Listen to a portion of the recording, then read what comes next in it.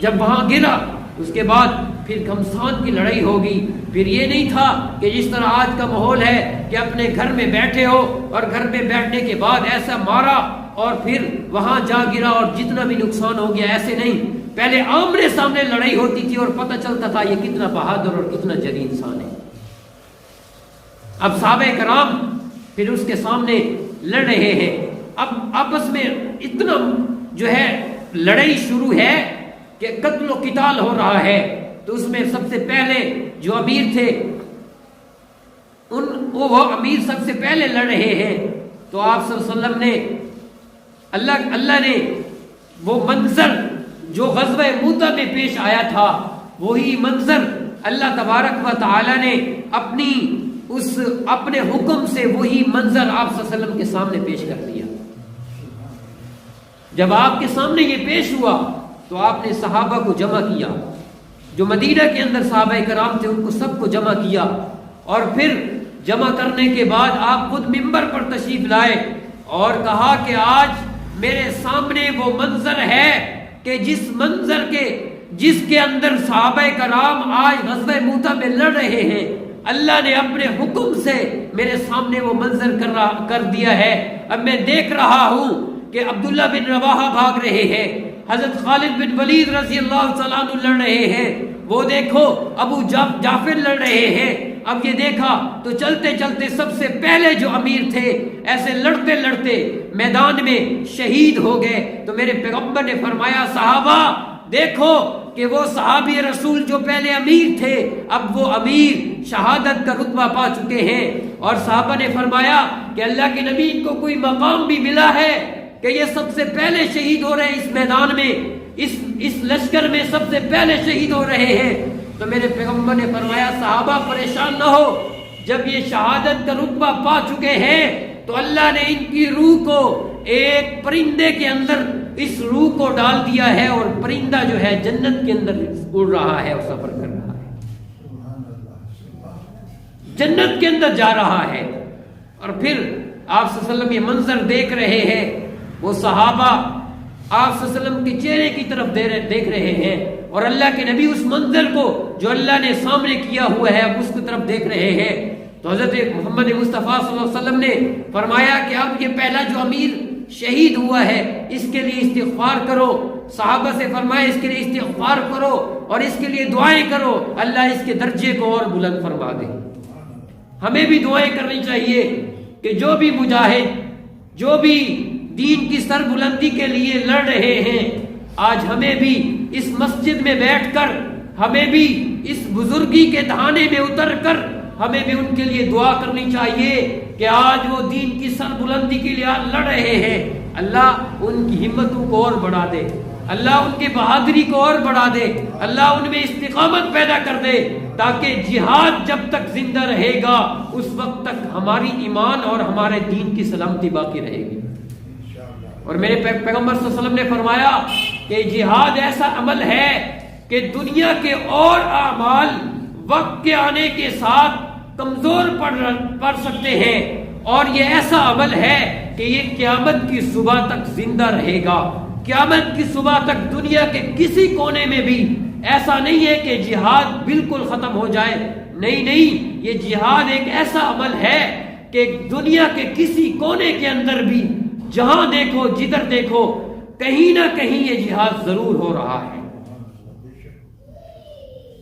تو اللہ کے نبی صلی اللہ علیہ وسلم نے فرمایا کہ قیامت کی صبح تک یہ عمل جاری رہے گا. تو وہی منظر صحابہ کرام رضوان اللہ تعالی اجمعین کہ پھر اللہ کے نبی نے فرمایا دیکھو اب وہ ابو جعفر لڑ رہے ہیں, کیونکہ اللہ کے نبی صلی اللہ علیہ وسلم نے پہلے فرما دیا تھا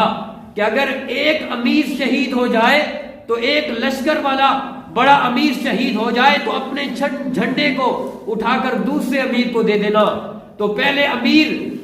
جو ہے ایک صحابی تھے, جب وہ شہید ہو گئے تو پھر انہوں نے اپنا جھنڈا حضرت ابو جعفر رضی اللہ تعالیٰ عنہ کے پاس ان کو تھما دیا. اب انہوں نے اٹھایا اور وہ لڑ رہے ہیں. ادھر سے اللہ کے نبی صلی اللہ علیہ وسلم اپنے صحابہ مدینے میں بیٹھنے والوں کو بتا رہے ہیں صحابہ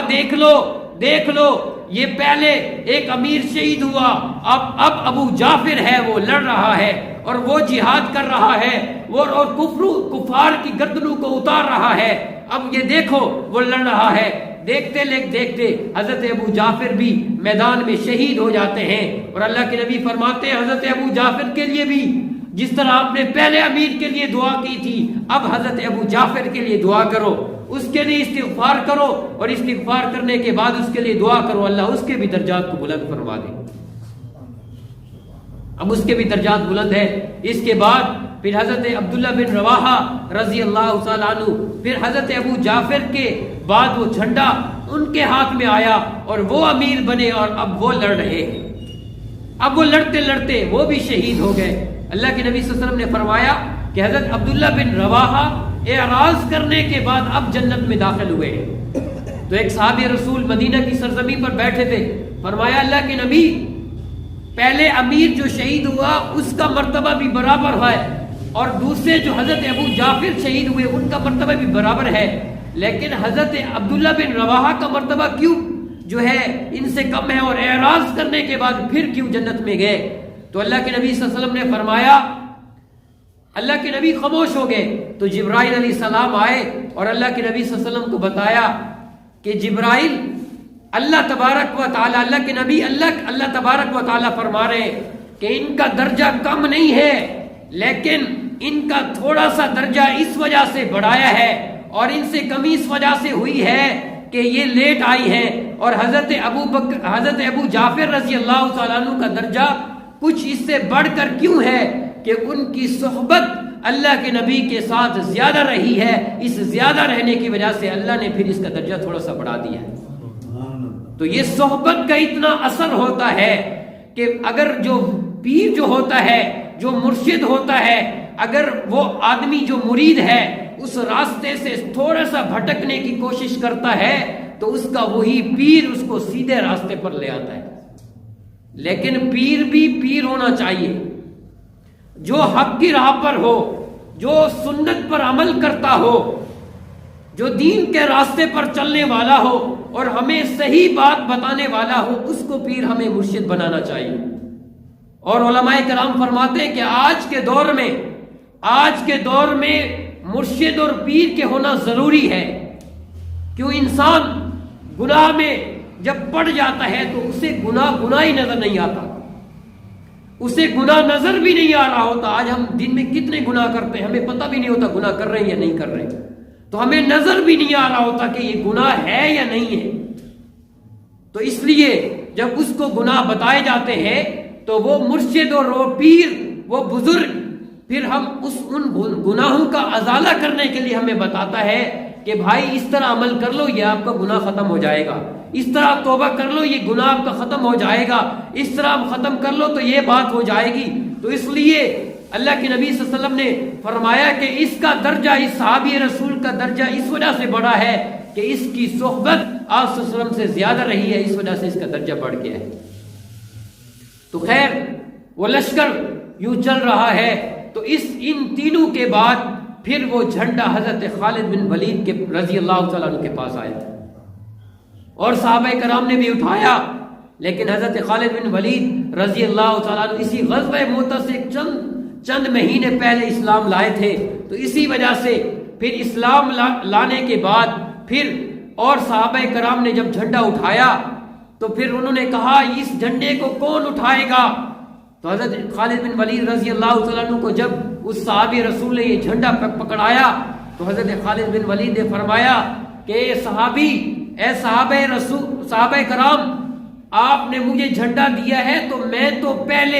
چند دن پہلے اسلام لانے والا ہوں، آپ تو وہ صحابہ ہو جو بدر میں آپ شریک ہوئے تھے، احد میں شریک ہوئے تھے، خندق میں شریک ہوئے تھے، آپ تو وہ ہو۔ لیکن انہوں نے کہا نہیں، یہ حضرت خالد بن ولید آپ وہ صحابی ہیں کہ جس کو اللہ نے کہا یہ سیف اللہ، یہ میری تلوار ہے۔